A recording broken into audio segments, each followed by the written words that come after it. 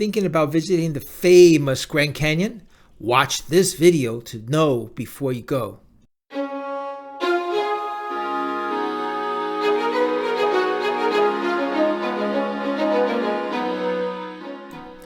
The Grand Canyon is grand in every way.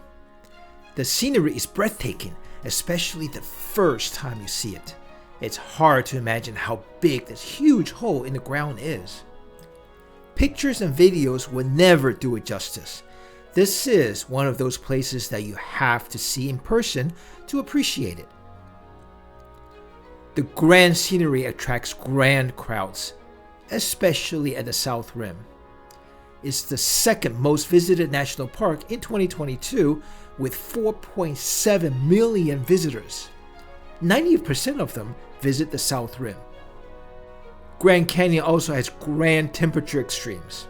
The difference in temperature between the rim and the river can be 20 degrees Fahrenheit, which can be deadly if you try to hike from the river to the rim on a hot summer day.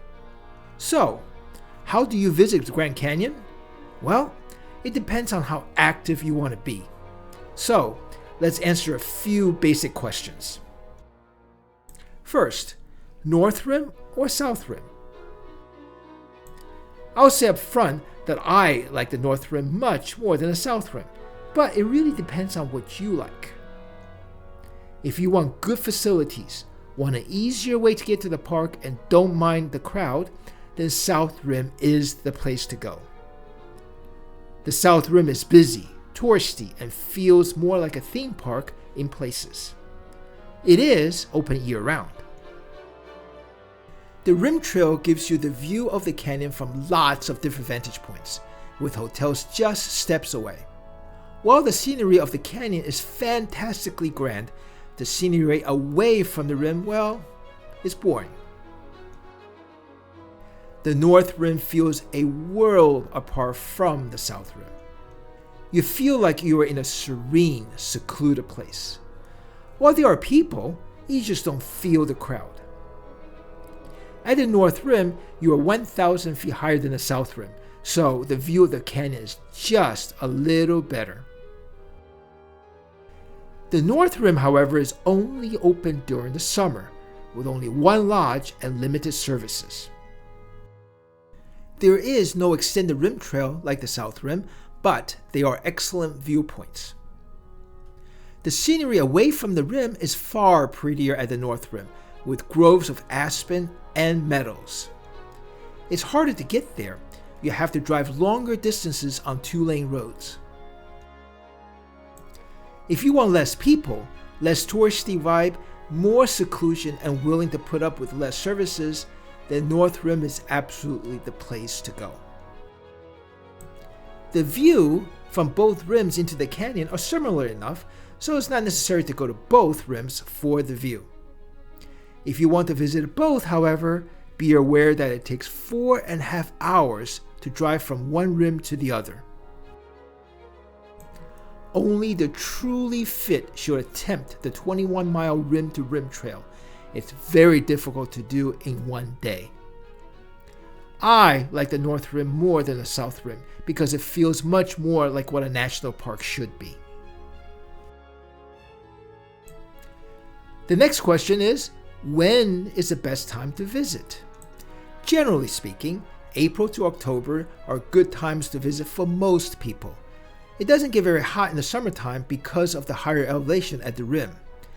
However, if you want to hike into the canyon, you want to avoid June, July, and August, when the high temperature at the river average more than 100 degrees Fahrenheit. If you're willing to brave a bit of cold weather and want to avoid the crowd, then March and November are great times to visit. Next question is where to stay. Well, North Rim has one lodge and a campground. The nearest hotel outside the park is half an hour from the visitor center. These hotels are nothing like the South Rim. They truly feel like you're in a national park, very rustic. The South Rim has several hotels inside the park, right next to the rim.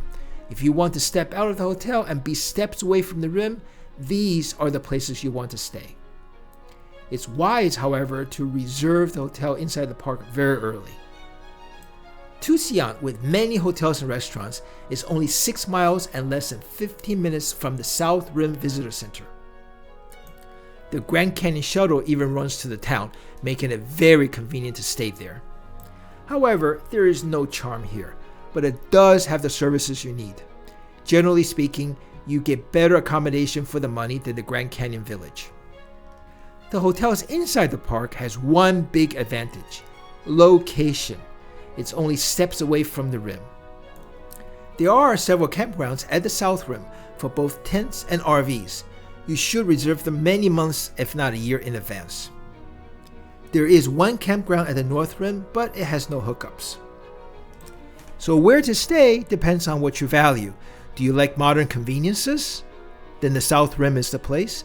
If you like more rustic kind of accommodations, then North Rim can do the trick. The next question is, how do you get there? Most people drive, but you can fly to the Grand Canyon National Park Airport, which is in Tusayan. Or you can take the train from Williams, Arizona, which is right on Interstate 40. The train trip takes 2 hours and 15 minutes each way. If you take it as a day trip, you can spend just under 4 hours at the Grand Canyon. That's actually enough if you just want to take a stroll along the rim and see the big hole in the ground.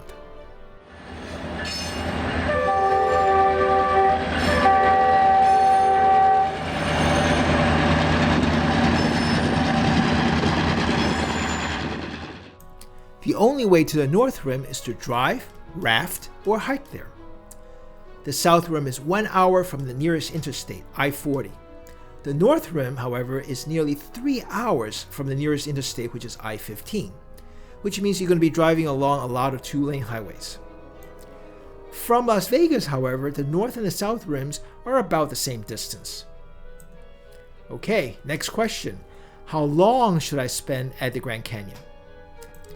The answer, as always, it depends. If you just want to see the canyon and awe at the size of it, but don't really want to do too much more, then half day is actually enough. At the South Rim, walk along the rim or take the shuttle bus to various stops along the rim to get a sampling of these grand views. At the North Rim, you can drive the 23-mile road to Cape Royal, take a short hike, and stop at various scenic pools along the way. But would you spend all that time getting to the canyon to only spend half a day there? If you want to see the canyon from different views, see the color change as the sun goes from east to west, you should spend the full day. At the South Rim, walk along the rim and take the shuttle bus to Hermit's Rest in the morning. Drive to Desert View and stop at the various scenic stops and see the color change as the sun sets. If you want to hike partway into the canyon, you must allow a full day, spending the morning hiking into the canyon while it's kind of cool, and the afternoon on the rim to see the canyon from the various angles. If you are physically fit and want to hike to the river, allow 1 day to hike down, stay at the Phantom Ranch by the river, and 1 day to hike back up. It takes a lot of planning, since Phantom Ranch is reserved on a lottery system 15 months before the stay. See the Phantom Ranch website for the details. The next question is, what should I see at the South Rim? Walk as much or as little as you want on the Rim Trail, which extends 13 miles in total. It is relatively flat and mostly paved. The best part is that it parallels a shuttle bus route, which means you can walk a part of the trail, hop on the bus, get to the next location, next section, and then get off and walk a part of that part of the trail. The bus takes you to Hermit's Rest, an interesting historical structure that's well worth a visit. There are several trails that goes into the canyon. All of them are steep. The most famous of these is the Bright Angel Trail that goes all the way down to the river and the Phantom Ranch.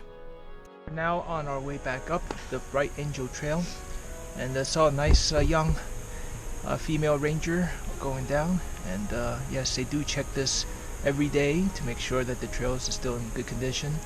and they say that they hike all the way down to Phantom Ranch or to Indian Garden. That's what she does. And she told us that less than 5% of the visitors ever go below the rim, and less than 1% go all the way down to Phantom Ranch by the river. So just by doing this hike, I think we're within the 5% of the people who come below the rim. I think a lot of people just kind of walk around the rim, but coming down here really gives you a different perspective. It's just, we're not fit enough to go, too far down, but now we're heading back. Well, no, I will say it's possible to go down, because we're just going down. Coming back up, we're not fit enough to come back up. Well, if you're not fit enough to come back up, you better not go down. There is a rest house at 1.5 and 3 miles from the rim. They are good places to rest and then turn around. Keep in mind, it generally takes twice as long to hike up as it is to hike down. And if you hike down, you gotta hike back up. Keep in mind, the 1.5 mile rest house is nearly 1,000 feet below the rim, and the 3 mile rest house is nearly 2,000 feet below the rim. 1,000 feet is about 74 stories of a building. So if you hike down to the 3 mile rest house, that means you have to come back up 148 floors in the building. Just keep that in mind as you hike down. It takes a lot of effort to hike up 1,000 or 2,000 feet for most people, and it's especially dangerous when the temperature is high. The Park Service strongly recommends against a round-trip hike to the river in one day. If you hike, make sure you bring lots of water.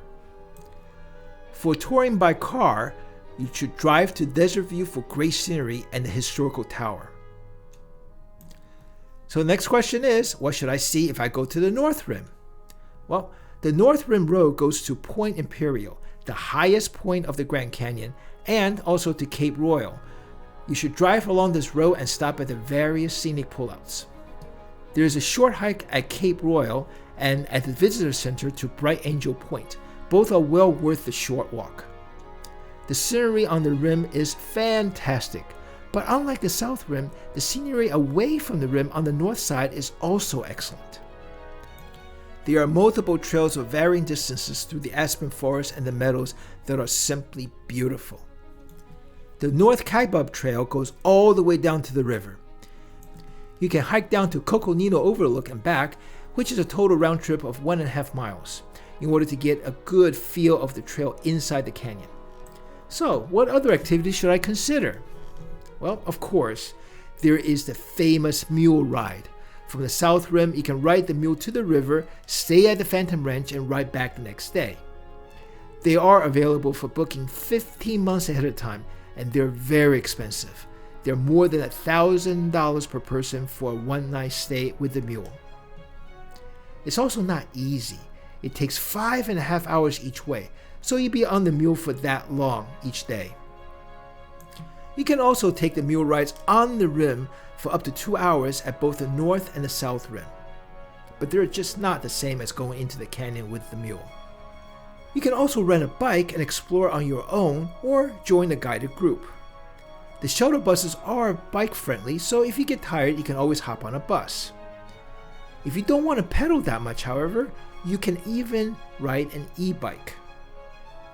Another popular activity is to do rafting on the Colorado River. These are often multi-day trips that goes right through the Grand Canyon on the Colorado River. Most people go with commercial outfitters. Again, these are very expensive, many thousands of dollars per person. The Grand Canyon is indeed grand. If you're willing to put up with some inconveniences, by all means go to the North Rim. It is well worth a hassle.